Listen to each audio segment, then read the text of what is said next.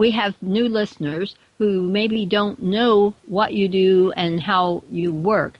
And so let's Okay. talk a little bit about OMENA's gifts are many multi-talented, multifaceted. But why don't you talk a little bit about your work and when you're doing readings for people or when you're consultations, what kind of things do people ask and what are they looking for? And that maybe will help people to understand a little bit about, okay, what kind of questions can I ask?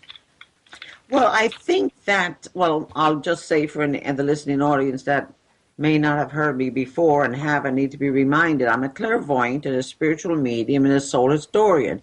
And that just means I can see things very clearly. I can tell you all about your soul and I can communicate with people who have passed over.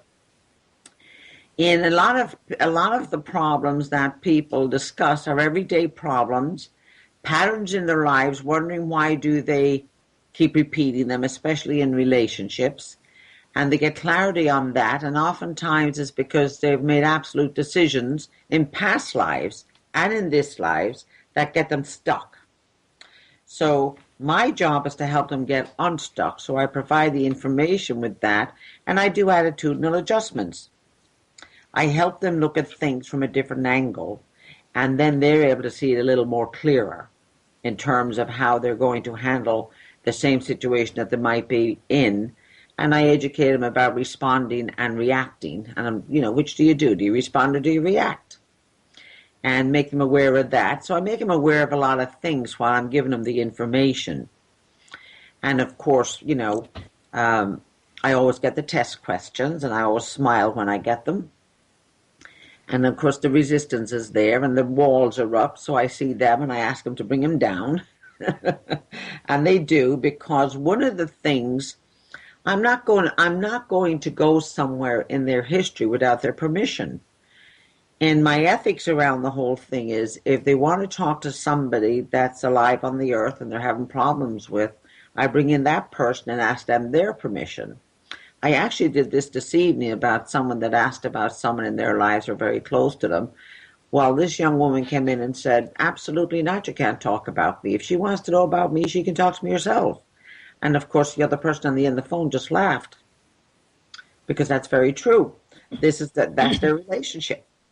So I respect the other person saying, no, you can't talk about me.